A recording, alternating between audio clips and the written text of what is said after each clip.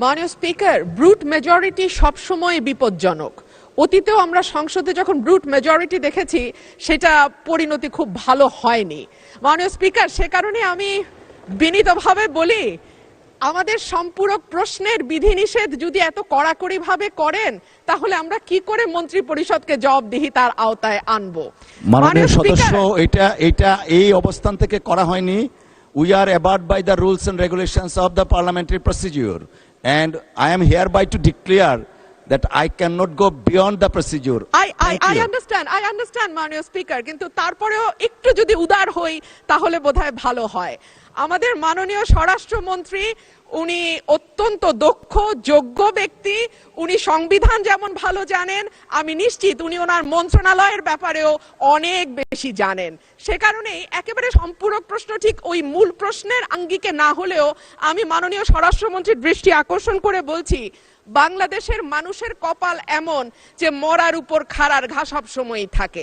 দীর্ঘ 15 বছর গুম, বিচার বহির্ভূত হত্যা, হেফাজতে নির্যাতন, নেতাকর্মীদের ধরে নিয়ে গিয়ে পা ভেঙে ফেলা, অসুস্থ করে দেওয়া, এই কালচার ছিল।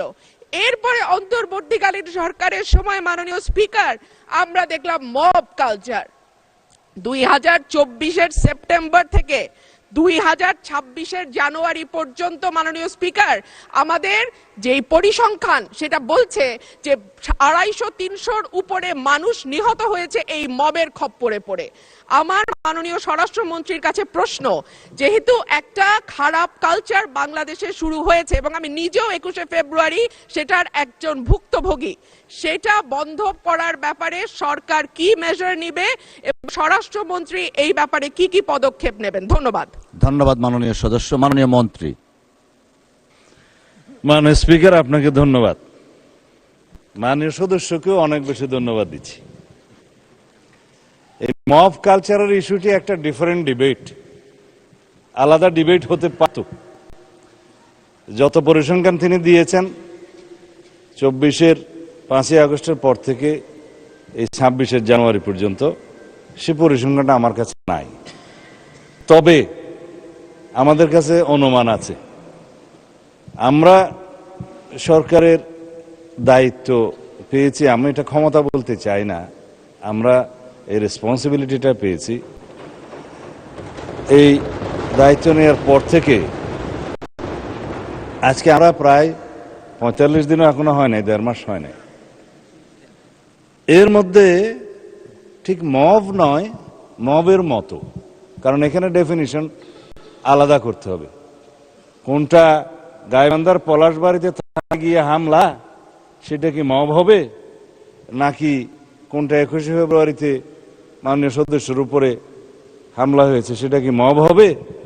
নাকি উত্তরা একটা বিজনেস সেন্টার, উত্তরা স্কোয়ার সম্ভবত নাম, সেখানে ঘেরাও করে দোকানপাট ভঙ্গ করেছে, সেটা কি মব হবে? সবকিছুকে মব বলা ঠিক হবে না। কিছু আছে সংগঠিত পরিকল্পিত অপরাধ, তার বিরুদ্ধে মামলা হয় এবং সেটা তদন্ত হয়, গ্রেফতার হয় এবং বিচারের জন্য সুপর্দ করা হয়। কিন্তু স্পষ্ট উচ্চারণ আমরা করেছি দায়িত্ব নেওয়ার পরে, বাংলাদেশে কোনো রকমের মব কালচার আর থাকবে না।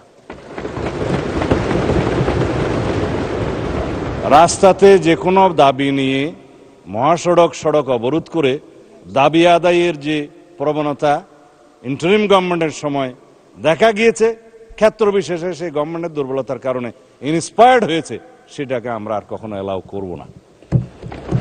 গণতান্ত্রিক প্রক্রিয়া হিসেবে দাবি থাকবে, সেই দাবির জন্য সংশ্লিষ্ট কর্তৃপক্ষের কাছে, মন্ত্রণালয়ের কাছে, ডিপার্টমেন্টের কাছে অবশ্যই দাবিনামা স্মারকলিপি দেয়া যাবে।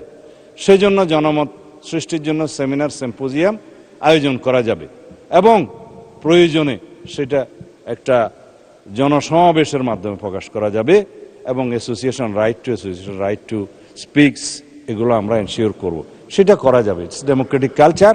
কিন্তু মবের মাধ্যমে যেন আমরা সবাই এই সমস্ত দাবি আদায়ের প্রবণতা থেকে বেরিয়ে আসি। যখন সেটা মব হবে, মবের ডেফিনিশন আলাদা, স্পেসিফিক ক্রাইম হবে, ক্রাইমের ডেফিনিশন আলাদা, কোথাও থানায় গিয়ে আক্রমণ হবে, সেটা আলাদা। আমি এই প্রসঙ্গটা এখানে তুলছি না, কারণ এটা একটা রাজনৈতিক বক্তব্য তখন হয়ে যাবে। কোনোদিন যদি সেই বিষয়ে কেউ নোটিশ দেয় সেটা করব, অথবা আমারও ইচ্ছা আছে 2-1 দিন পরে 300 বিধিতে আমি একটা বিবৃতি দেব।